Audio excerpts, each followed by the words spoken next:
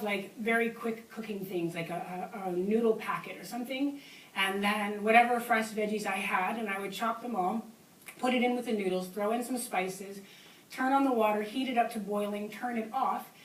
In the tree, even if it was hot outside, trees are nature's air conditioner. So I lived in the cool zone all the time. So I was oftentimes cold. So I would turn off the fuel after it was done. Once it started to boil, I'd wrap a towel around it, I'd put it in the bottom of my sleeping bag and put my feet around it. And it would finish cooking inside of the sleeping bag as well as warming up. So my everyday meal was based on local, joyously vegan, and using as little fuel as possible. Anybody else? How do you react to people who just love you so much for what you've done? I love you too.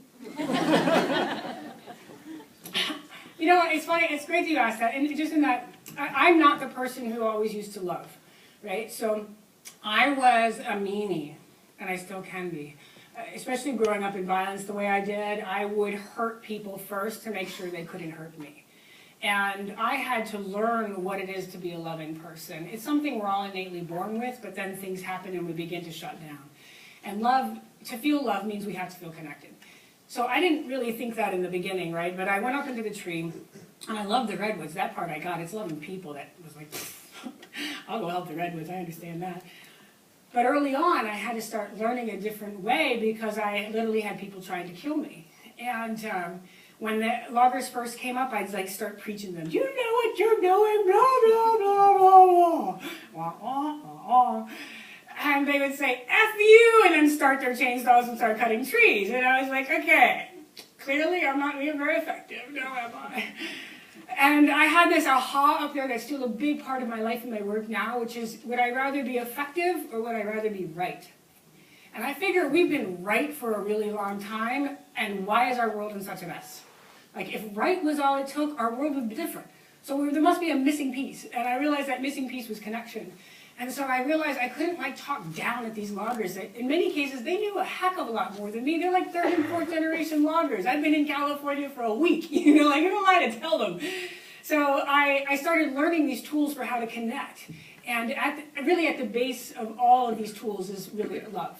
So the first tool I learned was humor. As you can tell, I like to laugh. And I remind people, it's like, I lived in a tree by myself for 2 years.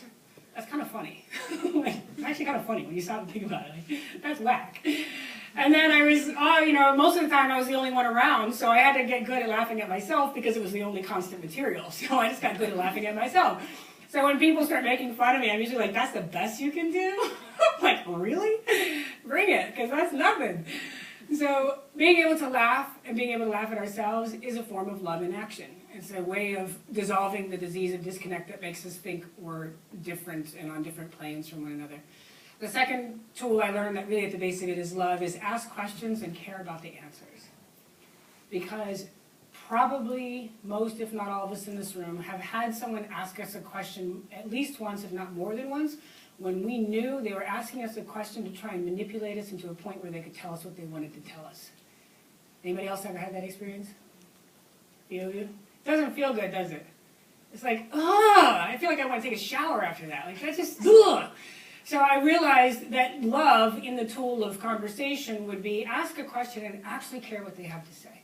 Like, don't ask a question in order to try and have your opportunity to tell them how wrong they are and how right you are.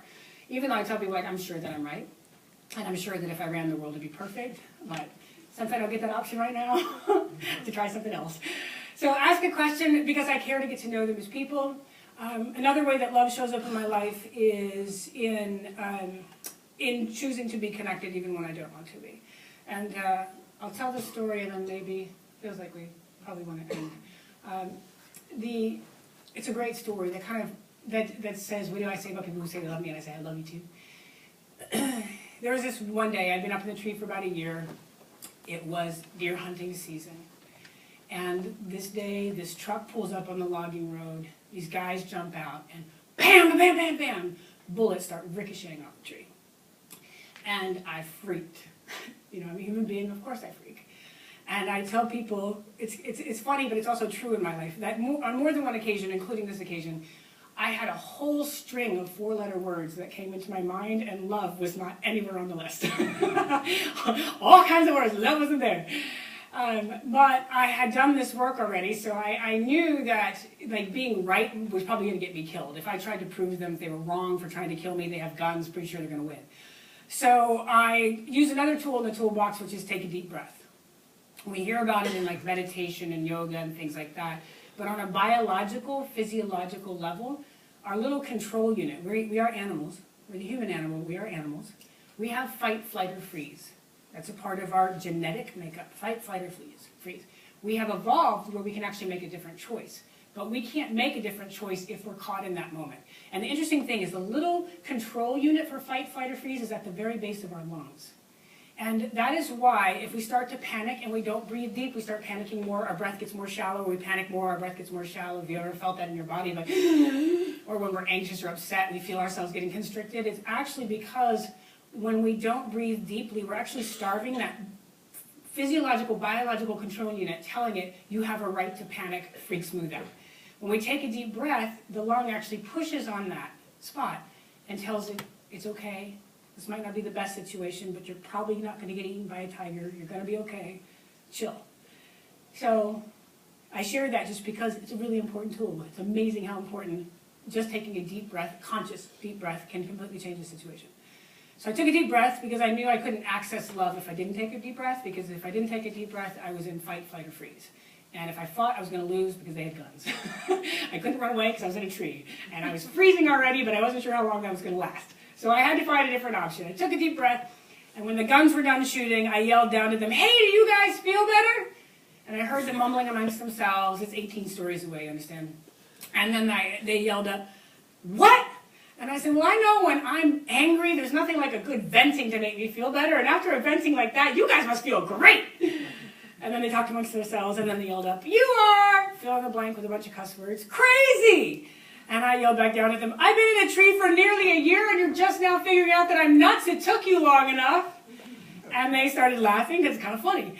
And they put their guns down. They came up to the clearing on the logging road behind, and we started to talk. And we just started sharing with each other, and I used that tool of ask a question, care about the answer. So I didn't ask them about the politics. I didn't ask them about the issue. I was like, do you have girlfriends? Are you married? Do you have kids? I asked them, because I thought it'd be funny, and it was. I was like, what do you like to do when you're not shooting at women who live in trees? Made them laugh. We helped to break the barrier down a little bit more. And then they started asking me questions, the kind of question everybody asks, like, how do you live up there? What do you eat? All that stuff.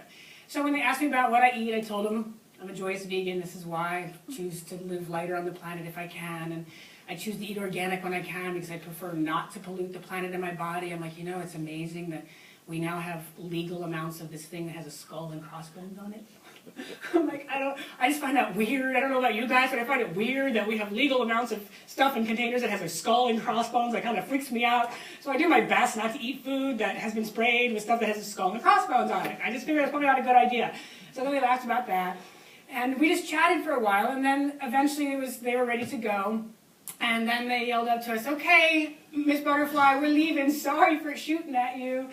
And I said, no problem, you probably need to apologize to Luna, because I think you hurt Luna more than me. And one of the guys actually yelled up, sorry, Luna! And then one of them, as they got into the truck, said, I guess you're not going to tell us which way the deer went, are you? No, not going to happen. So that would have been great, even if that was the end of the story. That would have been awesome. Went from a moment where people were trying to kill me to us just hanging and talking to each other as human beings. But it gets better, because about 2 weeks later, didn't feel better at first. About 2 weeks later, about 6 o'clock in the morning, give or take, I hear, butterfly! Butterfly! Screaming at the top of their lungs. And I just assumed it was someone to pick on me, because a lot of the times, you know, people would come and pick on me because I was an easy target. So I assumed it was people coming to pick on me. And although I'm very, very, very committed to being my very best self, I tell people that's after 10 a.m. Before 10 a.m., I do not have that same commitment. And so at 6 o'clock in the morning, I definitely don't have the commitment to be a loving, caring, compassionate person at all. So if there's a butterfly, wake up, I'm like, no, go away. And when they wouldn't leave, I finally yelled down to them, what do you want?